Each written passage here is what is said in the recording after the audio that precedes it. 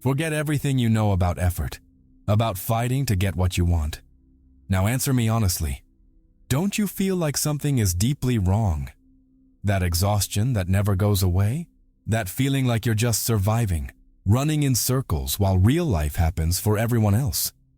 This isn't bad luck, and it's not your fault. It's a program, a vibration that was installed in you and keeps you stuck in the frequency of struggle. But what if I told you there's a cancel code, an ancient teaching kept by Thoth, the architect of reality, that doesn't ask? It commands the universe to readjust around you. This isn't positive thinking, it's vibrational physics. And what you're going to learn here today is how to change your frequency so abruptly that your current reality will start to feel like a distant dream.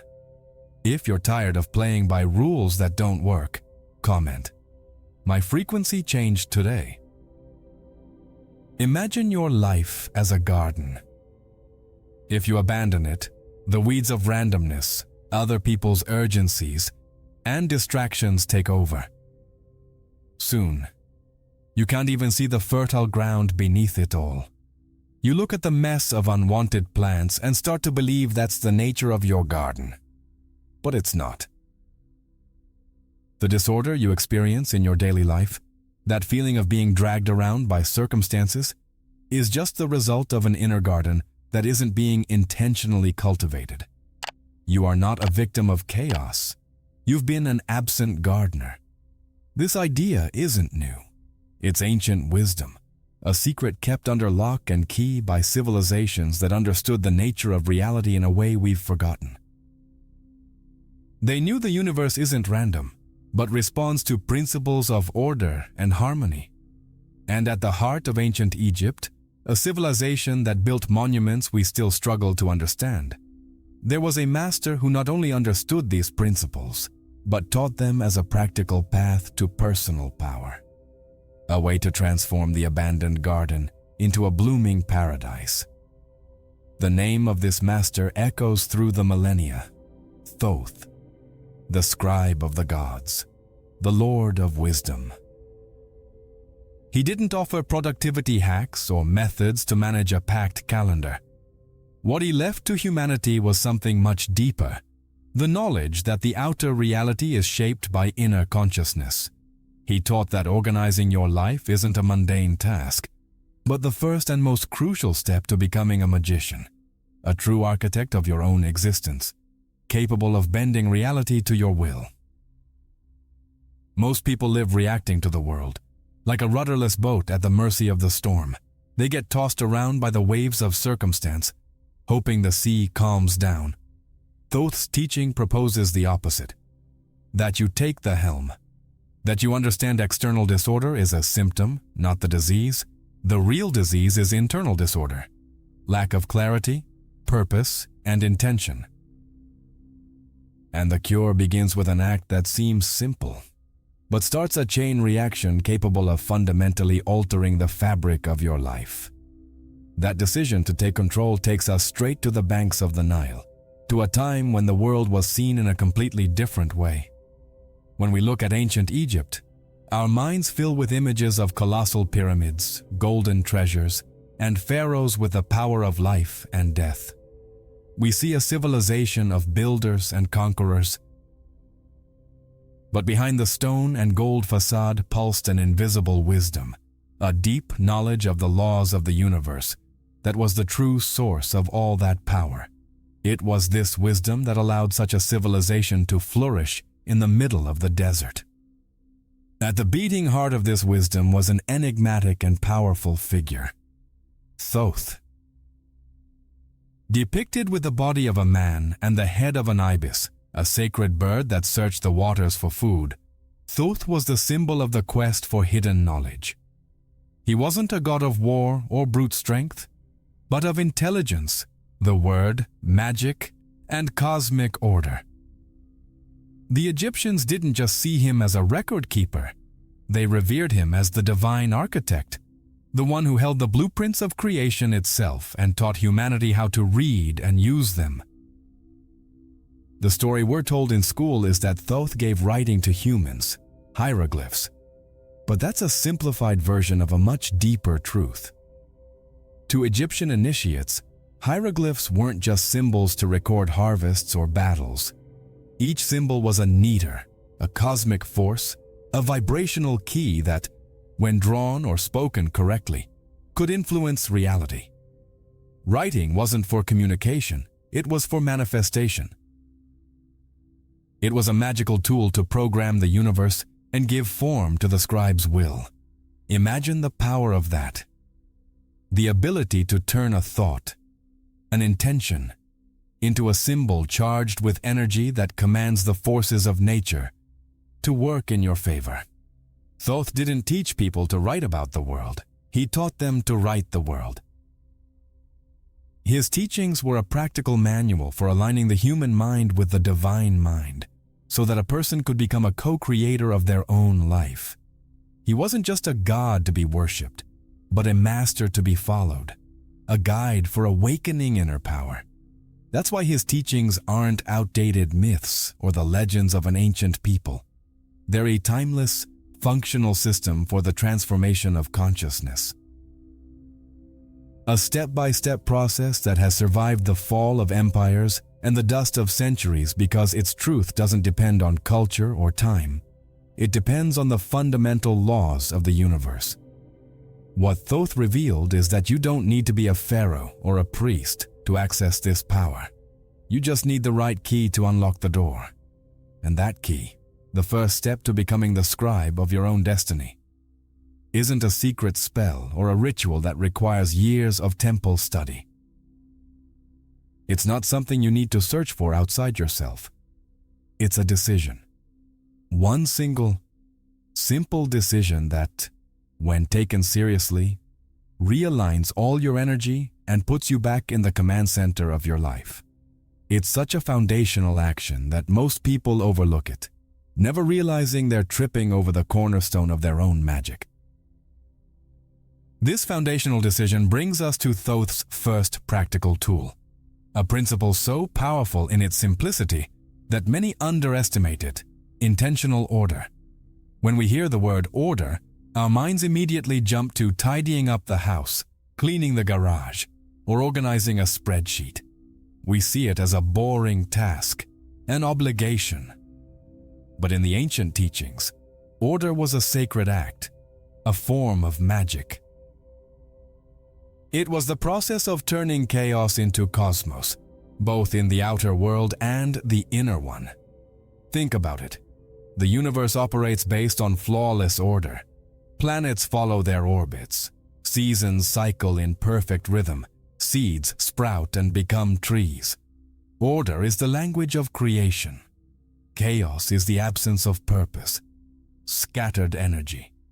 When your life is disordered, your vital energy is constantly being drained by that scattering. Every object out of place, every unfinished task, every vague commitment is a little open tap, leaking your creative force. The practice of intentional order, according to Thoth's wisdom, is the act of turning off those taps, but it goes way beyond simple tidying up. It's about assigning purpose to everything. Every object in your home should have a place and a function, or it shouldn't be there. Every hour of your day should have an intention, even if that intention is to rest. Every action you take, from washing the dishes to writing a report, should be done with presence and focus. You stop acting on autopilot and start acting with deliberation. When you do that, something deep starts to shift. You stop being a passive victim of circumstances and begin to position yourself as the central organizing force of your own reality. You become the sun of your own solar system, and things start to orbit around you harmoniously instead of crashing into you randomly.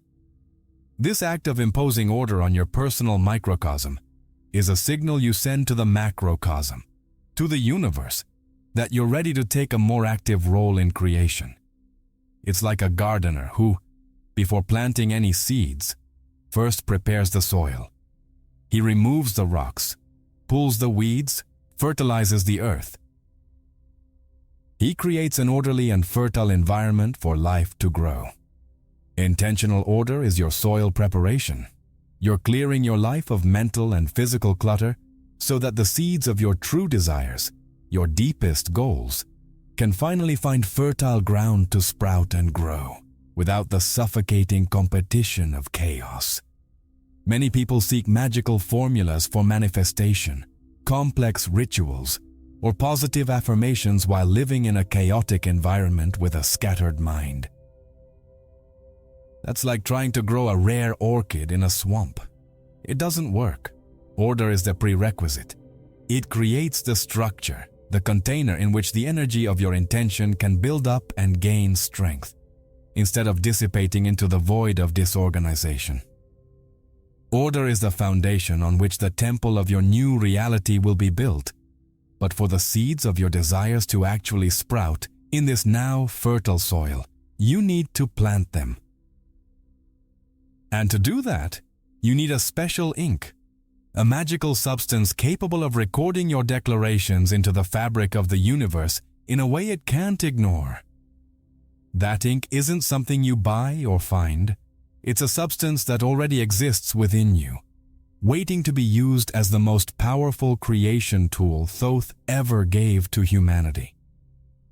That special ink already flowing inside you is your own consciousness, and the pen to use it is the written word. Thoth, as the master scribe and inventor of writing, knew a secret our modern culture has forgotten. Words aren't just communication tools, they're creation tools. Every word you think, speak, and especially write carries a specific vibration, an energetic frequency that echoes in the universe and has the power to shape formless energy, influencing matter. When you pick up a pen and a piece of paper to set your goals, plan your day, or simply get your thoughts in order, you're doing much more than making a to-do list. You're practicing an ancient form of magic, maybe the most powerful one there is.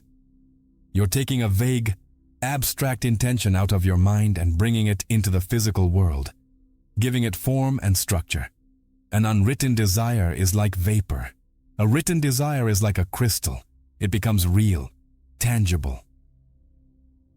Think about the clarity that writing brings. A goal that only exists in your head is fuzzy, full of maybes and what-ifs. But when you write it down, you're forced to be specific. I want to be happier is a vague wish. I will dedicate 30 minutes every morning to an activity that brings me peace is a command. Writing turns desire into decree. Your schedule, your journal, your goal notebook become your sacred papyri, and every word you inscribe in them is a hieroglyph of power, a direct command to your subconscious and to the universe. You begin to realize that the act of organizing your thoughts on paper is the very act of organizing your future reality. You become your own scribe, the author of your own story. Instead of reading the script life handed you, you start writing your own. Each well-defined to-do list is no longer a source of stress, but a treasure map for the day. Each long-term goal written down is no longer a distant dream, but a blueprint for your new life.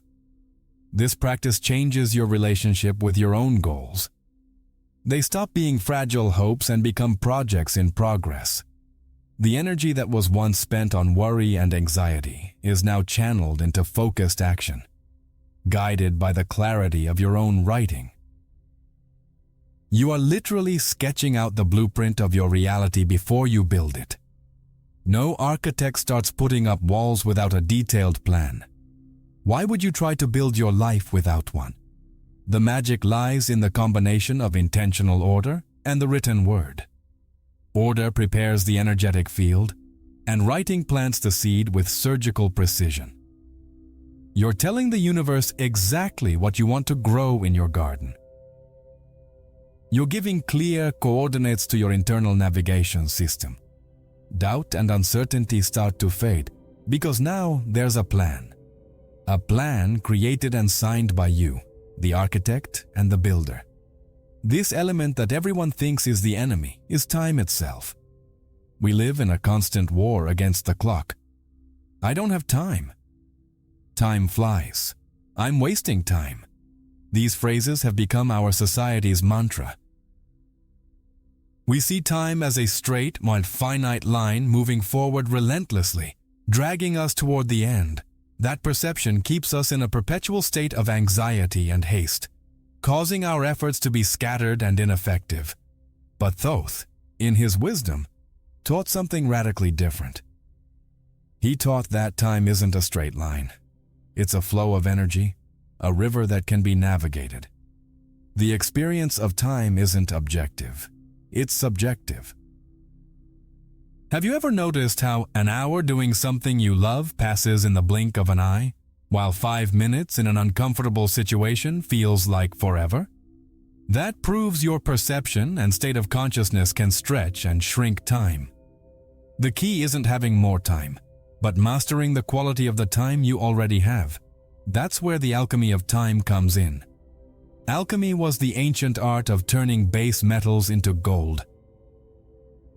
The alchemy of time is the art of turning ordinary time, full of distractions and low energy, into golden time, moments of intense focus, creativity, and extraordinary productivity. This starts with applying the Pareto principle, the 80-20 rule, which states that 80% of your results come from just 20% of your efforts. Your first task as a time alchemist is to identify those high-impact 20% actions. Once you identify those few crucial actions, the ones that truly move the needle toward your written goals, you devote your best energy blocks to them. You learn to create reality bubbles, blocks of time where you are completely immersed in a single task, free from notifications, interruptions, and distractions. In those flow states, you're no longer fighting time, you're dancing with it. Time seems to slow down, and your ability to get things done multiplies exponentially. You discover you can accomplish in 2 hours of focused work what used to take a whole day of fragmented effort. Time stops being your executioner and becomes a flexible tool in your hands, a servant that responds to your command. You learn to stretch the moments of creation and compress the hours spent on low-value activities. This isn't about time management. It's about managing your energy and focus within time. This mastery over the flow of time frees you from the tyranny of urgency. You stop putting out fires and start building systems. You gain space to breathe, to think strategically, to be proactive instead of reactive. The feeling of always running behind is replaced by a calm confidence that you are in control, skillfully and purposefully navigating the river of time instead of being dragged by its current. This key is in your physical environment, your home, your office, even the screen on your computer. These places aren't just passive backdrops where your life happens. They are direct extensions of your mind and your energetic field. The wisdom of Thoth teaches a fundamental principle: as within, so without. That means your external environment is a perfect mirror of your internal state. A cluttered, chaotic space full of useless stuff reflects, and more importantly, perpetuates, a chaotic, scattered, and confused mind. Think of your energy like water in a container. If the container is full of holes and cracks, the water leaks and gets lost. In the same way, a disorganized environment is full of energetic leaks. Every pile of paper you don't know what to do with, every broken object you keep around, every blinking notification on your phone screen is a tiny drain sucking your attention and your life force. The visual noise in your space creates constant mental noise, making it nearly impossible to reach clarity and deep focus.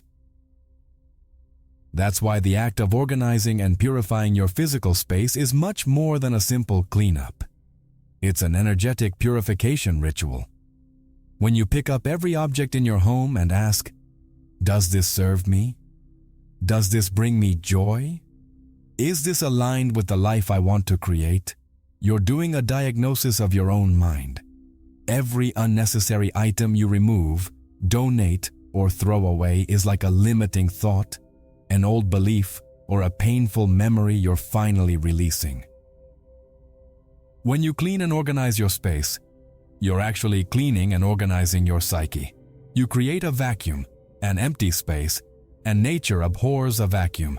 This new space calls out to be filled with new energy, new ideas, and new opportunities.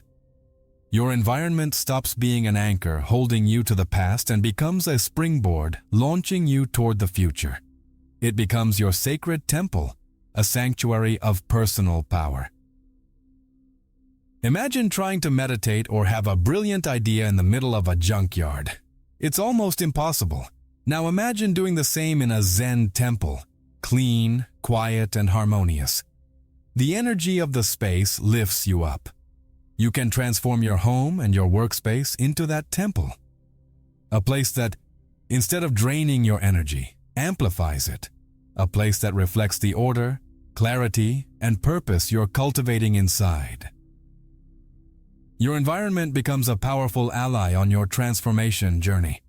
You'll start to feel the difference physically. The mind becomes calmer.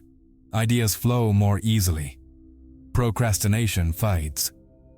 That happens because you've eliminated the stress and distraction triggers from your visual field.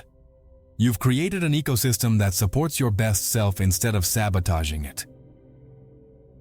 Your space becomes a mirror that no longer reflects chaos, but instead shows the order and beauty of your soul. This invisible and dangerous kind of clutter comes from the people you're around. Just like your physical space, your social relationships are an extension of your energy field. The people around you can be guardians of your energy, amplifying your light and supporting your growth. Or they can be soul thieves, draining your life force and keeping you stuck in low vibrations. Thoth, in his deep wisdom, warned that energetic hygiene in relationships is one of the most crucial pillars for those seeking mastery over their own reality. Think about your daily interactions. How many leave you feeling inspired, energized, and optimistic? And how many leave you feeling drained, heavy, and pessimistic? Conversations that endlessly revolve around complaints, gossip, and unsolvable problems are like poison for the soul. People who live in drama, victimhood, and negativity are like energy vampires. Even if they mean well, they connect to your field and suck your energy to feed their own negative patterns, often debt. We keep these friendships and relationships out of habit, obligation, or fear of being alone. But the price we pay is our own creative power. It's like trying to fill a bucket with holes. No matter how much positive energy you generate through organization and focus, if you allow it to be constantly drained by toxic interactions, you won't get far. Learning to say no, to set firm boundaries, and when necessary, to walk away from influences that drag you down isn't selfish. It's an act of spiritual self-preservation. That doesn't mean you should isolate yourself from the world or abandon friends going through tough times. It means being conscious of where you invest your relational energy. It means choosing to spend more time with people who lift you up, who challenge you to be better, who vibrate on a frequency of possibility and growth, and at the same time, limiting exposure to those who insist on staying in the darkness of complaints and negativity. You are the average of the 5 people you spend the most time with. Choose wisely. By cleansing your social circle, you start to create a circle of power around you, an energetic force field, a sacred space where only vibrations aligned with your highest purpose are allowed in. You become the guardian of your own inner temple, and only you decide who gets to enter. This energetic shield is fundamental. It protects the seeds of your desires that you've planted, making sure they aren't trampled on or poisoned before they even have a chance to sprout. This conscious selection of your relationships is one of the most powerful acts of self-love there is. You're declaring to the universe that your peace and your energy are valuable and not available to be consumed indiscriminately. You stop being a battlefield hospital for every emotionally wounded person and become a lighthouse, shining the way for those genuinely seeking the light, without letting yourself be dimmed by someone else's storm. By creating this fortress of order and focus, you've prepared the ground for a much deeper level of power. The wisdom of Thoth, being universal, didn't stay confined to Egypt. It traveled through the ages, resurfacing in different cultures, most notably in Greece through the legendary figure of Hermes Trismegistus. The name Trismegistus means the thrice great, and this title wasn't just a fancy label. It was the key itself, the map to total mastery, representing dominion over the three fundamental planes of existence: the physical, the mental, and the spiritual. Many people try to change their lives by focusing on just one of these planes. Some dedicate themselves fiercely to working out and dieting, building a strong body, the physical plane, but continue to be tormented by anxiety and negative thoughts. Others become brilliant intellectuals, devouring books and accumulating knowledge, the mental plane, but feel empty, disconnected from a greater purpose. And there are those who seek spiritual elevation, the spiritual plane, meditating for hours, but neglect their health and their responsibilities in the material world, living in constant imbalance. The teaching of the thrice great reveals that these three planes are not separate. They are three interconnected facets of a single reality: yours. True transformation, the kind that lasts and manifests effortlessly, only happens when these three spheres are harmonized and begin to vibrate in unison. There's no point in having a strong body if your mind is full of doubts that paralyze your actions. There's no use having a brilliant mind if your spirit is disconnected, leaving you without a why to guide your brilliance.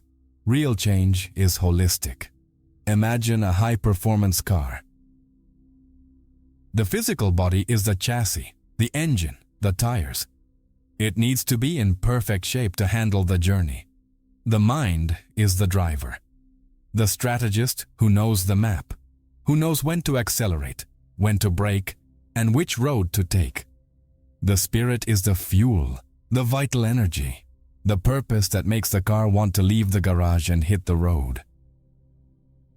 If any of those three elements fails, the car won't reach its destination, or the journey will be full of problems and frustration. Your life works the same way. The intentional order you started practicing in your environment and in your time is the alignment of the physical plane. The clarity you gained by writing down your goals is the alignment of the mental plane. The energetic shielding you created by managing your relationships is the protection of your spiritual plane. Now, the next step is to make these three planes not just work well individually, but dance together in perfect sync, like a tuned orchestra playing the symphony of your new reality. This unification of body, mind, and spirit creates such powerful inner coherence that your energy stops being scattered in internal conflicts. Your actions, body, begin to precisely execute your mind's plans, and both are energized by the purpose of your spirit. You become an integrated being, a focused beam of light instead of a lamp shining in all directions. You stop fighting yourself and start flowing with the power of your wholeness, moving toward your goals with irresistible force. And the instruction manual to reach this ultimate unification, the secret to making these three worlds work as one, wasn't written in a 1,000-page book. It was engraved concisely and enigmatically in a legendary artifact, a single tablet made of a substance that, according to legend, defies time itself.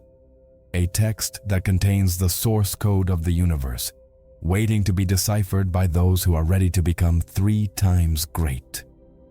This legendary artifact is the famous Emerald Tablet, a text that, despite its brevity, is considered by many to be the source of all Western alchemical and hermetic wisdom.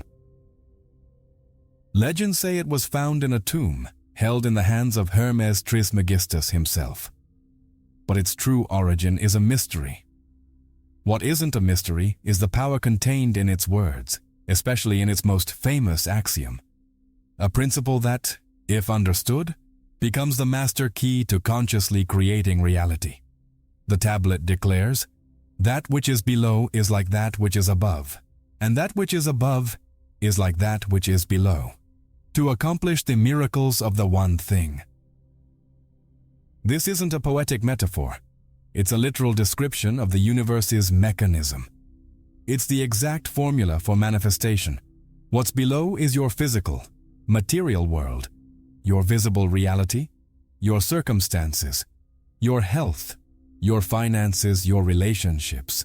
What's above is your invisible world, your mental and spiritual plane, your consciousness, your thoughts, your beliefs, and your dominant emotions.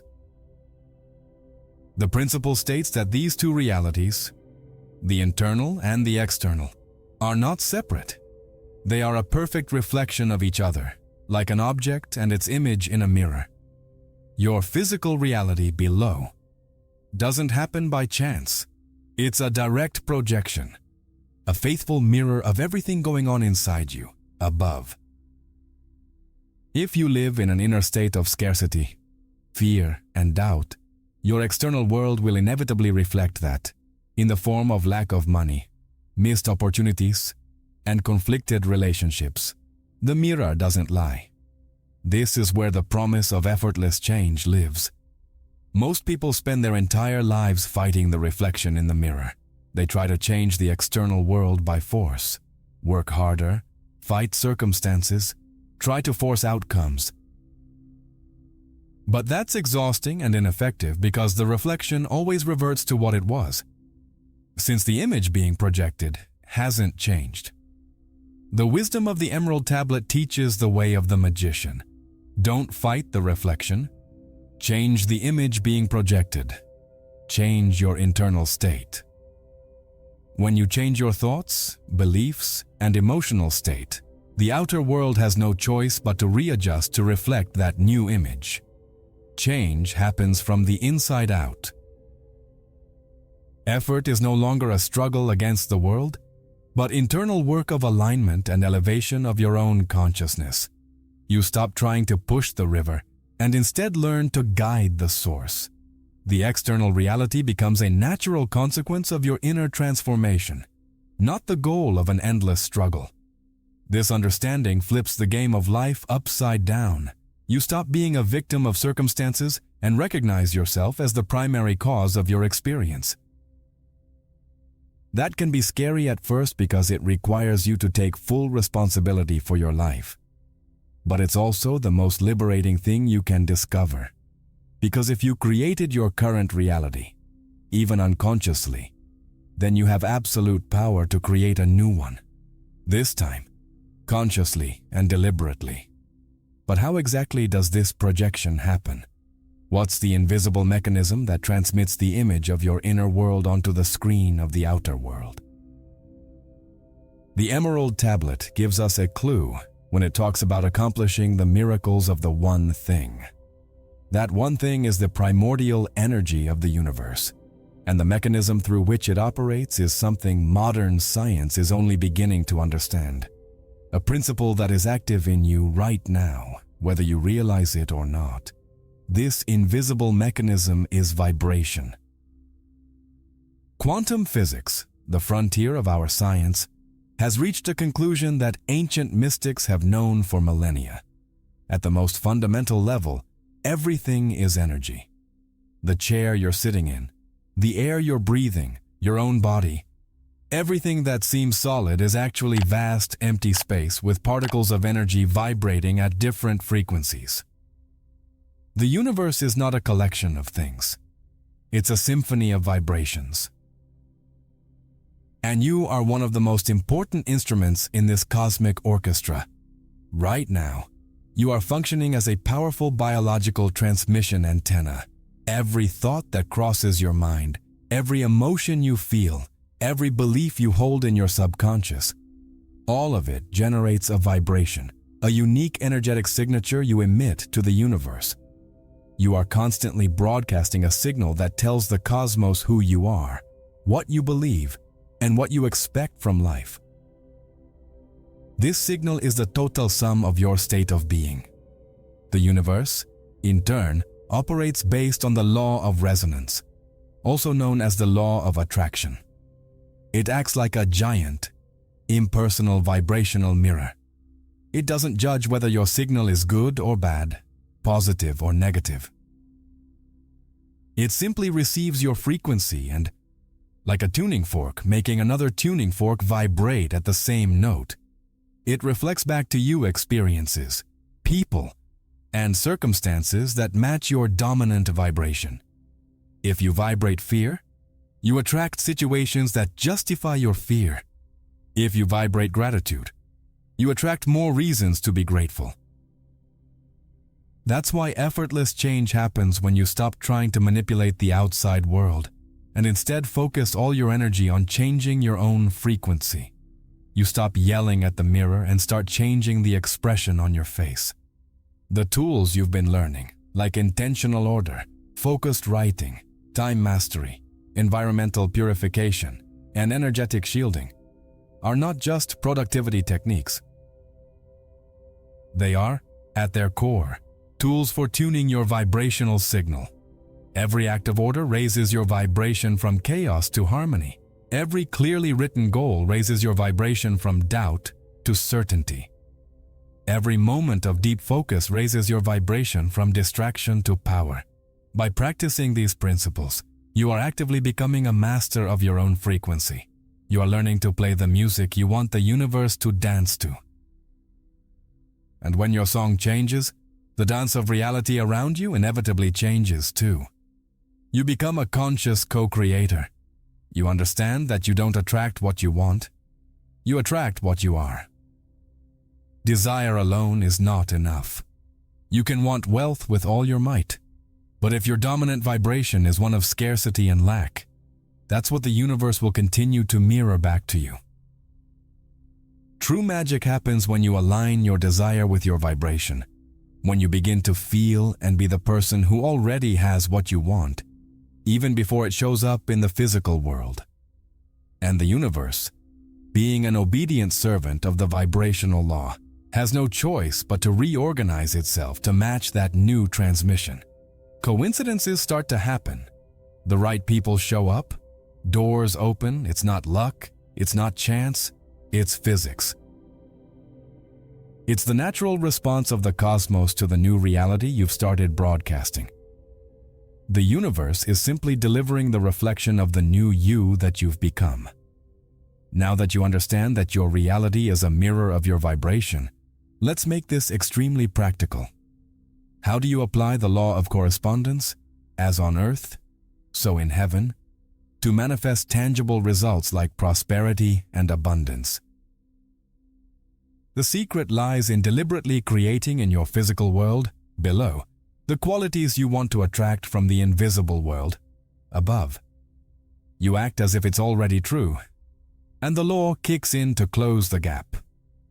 If you want more prosperity and abundance, you can't operate from a mindset of chaos and lack.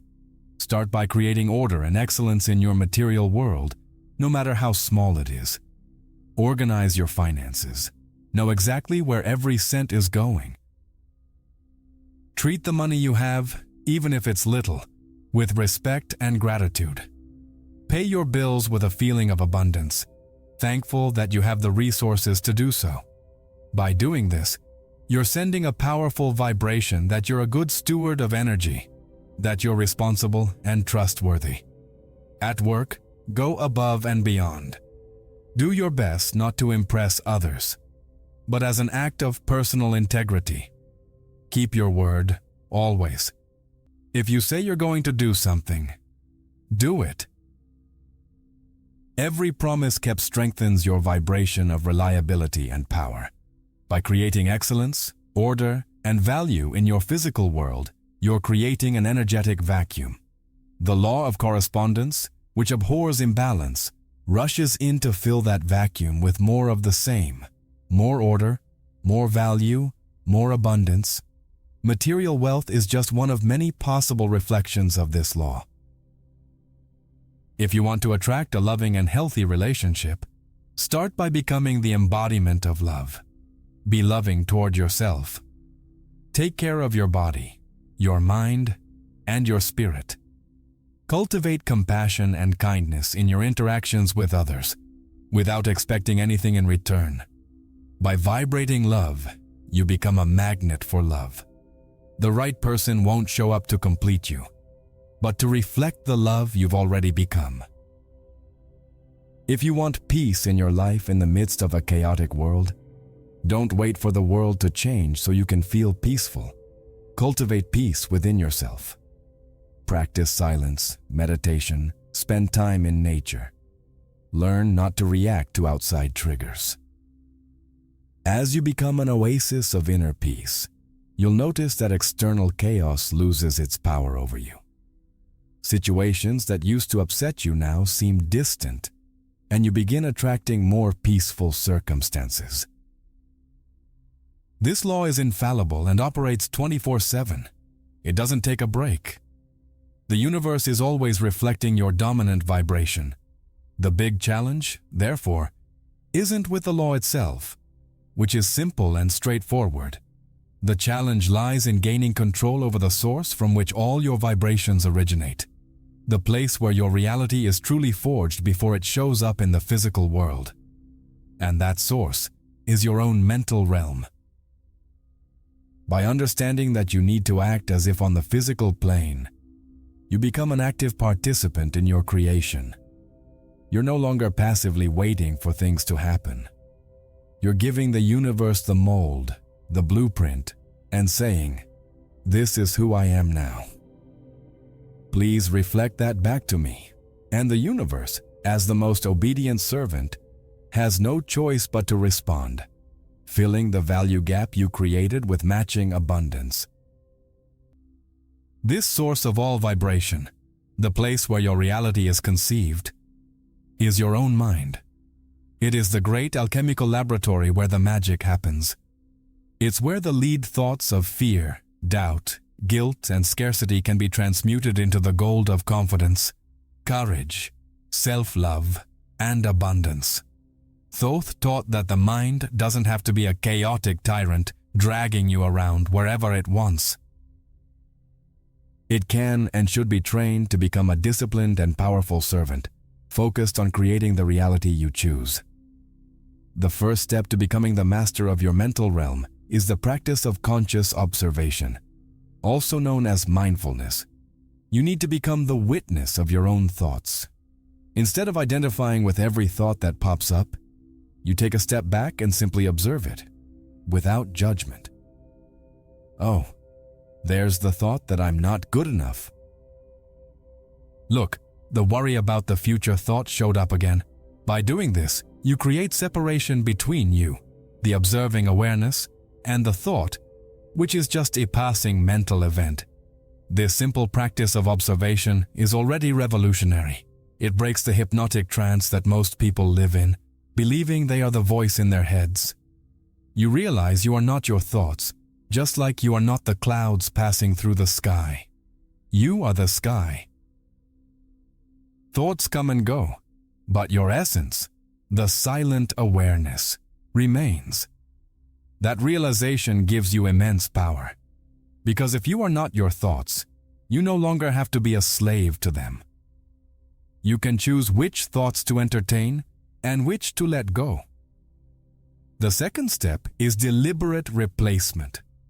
Once you become aware of a negative or limiting thought, you don't fight it. What you resist persists. Instead, you consciously introduce its positive and empowering opposite. If the mind says, "This is too hard, I'm going to fail," you don't argue. You simply introduce a new thought. "I am capable of learning and overcoming any challenge." At first, it may feel forced, but repetition is the key. Every time you replace a negative thought with a positive one, you're weakening an old neural connection and strengthening a new one. It's like creating a new path in the forest. At first it's hard, but the more you walk it, the clearer and easier it becomes, until the new path becomes the main road and the old one fades away, overgrown and unused. With time and consistent practice, positivity, confidence, and an abundance mindset become your default mental state, your autopilot. This is true mental alchemy. You're literally changing the chemistry and structure of your brain. You're transmuting the dense, heavy energy of fear and doubt into the light, expansive energy of confidence and love. Your fundamental vibration starts to shift at the source. You're no longer just trying to act as if. You're actually becoming the person who vibrates at the frequency of your desires. The change stops being a performance and becomes your new nature. However, while you're working on your conscious mind, there's a part of you, much vaster and more powerful, operating in the shadows, behind the scenes of your awareness. It's a sleeping giant that's running an old program, a script that was written a long time ago. And if you don't learn how to communicate with this giant and rewrite its script, all your efforts in the conscious mind can be sabotaged, keeping you stuck in the same old cycles. This sleeping giant is your subconscious mind. Beneath the surface of your conscious mind, the part that thinks, analyzes, and makes decisions, operates this vast and powerful realm. The subconscious is the true architect of your life. It controls about 95% of your behavior, your emotional reactions, your habits, and your patterns. It's the autopilot that was programmed mostly during your first 7 years of life, when your mind was in a hypnotic trance state, absorbing everything from your environment and the people around you as absolute truth. The beliefs you have about money, love, success, and yourself were mostly not chosen by you. They were installed in your subconscious by your parents, teachers, nasi, and society, long before you had the ability to question them. If you grew up hearing that money is the root of all evil, or that life is a struggle, your subconscious accepted that as a command, and now it works tirelessly to create a reality that matches that program, sabotaging your conscious efforts to create wealth and ease. That's why we often feel like we're fighting against ourselves. The conscious mind, 5% of the power, wants one thing. But the subconscious mind, 95% of the power, is programmed for something else. It's a losing battle. You can't overpower the subconscious with willpower. The only way to permanently and effortlessly change your life is to stop fighting and instead learn how to access and reprogram that deep mind, aligning the sleeping giant with your conscious desires. Thoth's teachings, especially through Hermetic practices, are, in essence, an instruction manual for subconscious reprogramming. Techniques like creative visualization are extremely effective because the subconscious doesn't distinguish between a real experience and one that's vividly imagined. By repeatedly visualizing your goal as already achieved, feeling the emotions of joy and gratitude, you're installing a new program, a new memory of the future, that the subconscious will begin working to manifest. Affirmations are also a powerful tool, but they work best when done in a deeply relaxed state, like right before you fall asleep or just after waking up. In those moments, brainwaves slow down and the critical barrier of the conscious mind is lower, allowing new suggestions to penetrate directly into the subconscious. Repeating, "I am prosperous and abundant," with feeling in that state is like planting a seed directly into the most fertile soil of your mind. Focused meditation is another key. It not only calms the conscious mind, but also allows you to communicate with the subconscious in its own language, not words, but feelings and symbols. In a meditative state, You can ask your subconscious to reveal limiting beliefs and then give it new commands, new images of who you choose to be. You are literally rewriting the software of your soul. When your subconscious is finally aligned with your conscious desires, the magic happens. The inner struggle ends. Change not only becomes effortless, it becomes inevitable and automatic. You're no longer paddling against a powerful current. You've turned the boat around, and now you're flowing with the full power of your wholeness, with 100% of your mind working in harmony to carry you to your destination. And one of the first places you'll see this new harmony show up is in the flow of one very specific kind of energy in your life. That specific energy, which acts like a great river in our lives, is financial energy. Just like the Nile was the source of all life and fertility for Egypt, the flow of money in your life can be a source of nourishment, growth, and freedom, or a source of stress, drought, and limitation. Thoth's wisdom, when applied to finances, teaches us something crucial. Money is not paper or numbers on a screen. It is a form of energy, and like all energy, it responds to the same universal principles of vibration and correspondence that govern the rest of your reality. Many people who suffer from financial problems believe the cause is external: the job, the economy, the lack of opportunity. But most of the time, financial instability is just a symptom, a reflection in the mirror of an internal energetic block. It's the result of a root belief in scarcity, unworthiness, or pain, or fear, programs running in the subconscious that repel the energy of abundance, no matter how hard the person consciously works. To change the flow of the river, you have to change the banks. By applying the principle of intentional order to your finances, you begin to build strong, defined banks, organizing your bills, creating a budget, knowing where your money is going. These are not just acts of accounting. They are acts of power. You're sending a clear vibration to the universe that you are a responsible and conscious steward of the energy of abundance. You're saying, I respect this energy, and I know how to manage it. Treating every cent with respect is fundamental.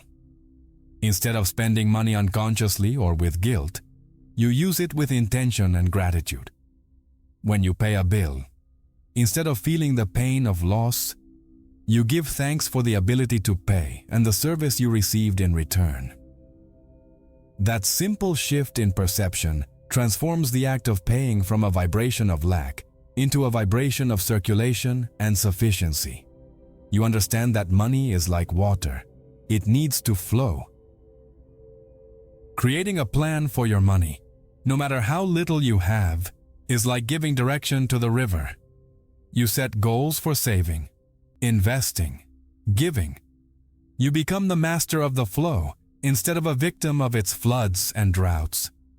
By doing this, you become a good steward of the energy of abundance. And the universe, responding to your vibration of responsibility, order, and sufficiency, begins to entrust you with an even greater flow. The river starts to widen and deepen. You are literally building an energetic container for prosperity. Most people want the universe to pour an ocean of abundance onto them, but they're offering only a leaky thimble to receive it. By organizing your finances, healing your limiting beliefs about money, and cultivating a mindset of gratitude and respect, you're building a vast, solid reservoir capable of holding and managing a massive flow of financial energy. And the key to automating that flow, so that prosperity becomes a natural state, not something you constantly have to chase, lies in reprogramming your command center, your subconscious. When your subconscious is programmed for abundance, it will automatically guide you to the opportunities, ideas, and actions that generate wealth, making the process of thriving as natural as breathing. And this final integration of all the principles brings you to the last stage of the journey. The journey that began with the seemingly simple decision to clean off your desk and organize your life now culminates in a deep, transformative realization. You have become a magician in your own right, a modern-day mage operating in the everyday world. The radical change you experience in your reality didn't come from a stroke of luck, an external force, or divine intervention. It came from the awakening of a power that had always been asleep inside you, patiently waiting to be recognized and used. Looking back, you realize every step was essential. The order you brought to your physical life created the structure. The clarity you gained with your written purpose gave you direction. Mastery over your time and your mind gave you focus. The purification of your environment and your relationships created sacred space.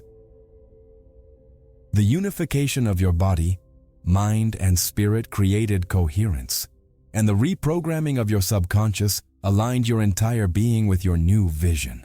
That combination of factors created an internal resonance, a vibrational signature so powerful, clear, and coherent that the external reality, like a faithful mirror, had no choice but to completely reorganize itself to reflect your new image. Life didn't change by accident. It responded to your command. The right people showed up, opportunities appeared, and synchronicity became a daily occurrence. Not because the world changed, but because you did. You became the magnetic center that draws in the experiences you desire. You now understand that effortless change doesn't mean absence of action. It means absence of struggle. The effort is no longer a battle against the world, but a harmonious flow of inspired actions that come from a place of inner alignment. You act with power and precision, but without the tension and anxiety that once ruled your life. You're in the flow, dancing with the universe instead of fighting it. Life becomes a creative game, not a battle for survival. With the keys to the kingdom in your hands, with the knowledge that your inner state creates your outer state, you realize this isn't the end of the journey. It's actually the beginning of your real life. You've stopped being a reactive character in someone else's script and have become the author, director, and main character of your own epic story. The power to create, which you used to attribute to outside forces, you now recognize within yourself. And the fact that you made it to the end of this video is no accident. It means something inside you resonated with this truth, that your consciousness is ready to take command. If you felt that connection, if you're ready to apply this power, leave a comment below with the phrase, "My reality responds to my command." For those who feel called to support the channel in a more direct way and help us spread more content like this, there's a link to contribute in the first pinned comment. Any help you can give is very important to me and to the growth of the channel, allowing this message to reach more people who need to wake up. But know that just the fact that you watched until the end is already a huge help. And if this content touched you, the best way to contribute is by sharing this video with someone you believe needs to hear this. And before you go, don't leave just yet. I picked out a special video for you to take the next step on this journey, a piece of content that will go even deeper into what we talked about here. Click on the video that's showing on the screen now, and I'll see you there.